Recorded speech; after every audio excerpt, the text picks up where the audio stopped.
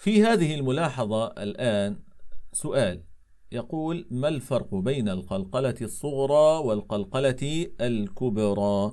وعندنا قوله تبارك وتعالى: ويقتلون النبيين بغير الحق. هكذا.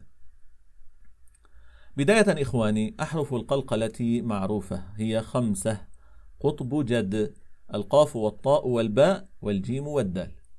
فإذا كان الحرف المقلقل ساكنا وسط الكلمة أو الكلام كانت القلقلة صغرى، وإذا كان الحرف المقلقل موقوفا عليه كانت القلقلة كبرى. ففي المثال الذي بين أيدينا قلقلة صغرى في كلمة ويقتلون لأنها جاءت في وسط الكلمة، وقلقلة كبرى عندما وقفنا على قوله تبارك وتعالى بغير الحق. هكذا. لكن ما الفرق بين القلقلتين؟ إخواني، من حيث النطق لا فرق بينهما، لكن من حيث الوضوح لدى السامع، أقول من حيث الوضوح لدى السامع، فإن القلقلة الكبرى تكون أوضح. لماذا؟ لأننا نقف عليها.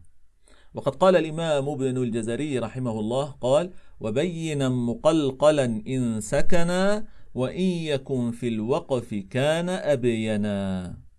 إذن في الوقف يكون الحرف المقلقل أبين أوضح لدى السامع. وعندنا مثال نضربه في هذه المسألة يوضح المسألة أكثر.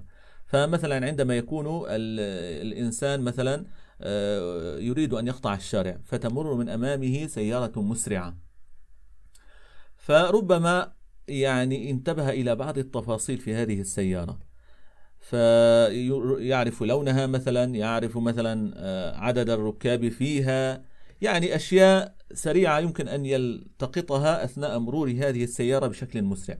ولكن لو فرضا هذه السيارة ذاتها وقفت أمامه، فإن هذا المشاهد سيرى جميع تفاصيل هذه السيارة، سيتعرف على ملامح السائق والركاب وألوان الفرش داخل السيارة ونمرة السيارة وأشياء كثيرة سيعرف عن هذه السيارة، والسبب هو أنها وقفت أمامه، فتكون أوضح.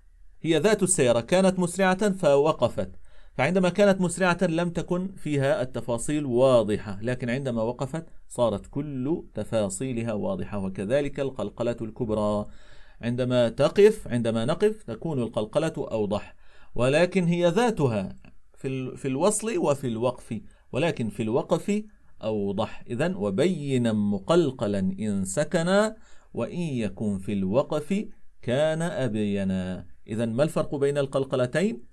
لا فرق من حيث الأداء، إنما الفرق بينهما من حيث الوضوح. والله أعلم.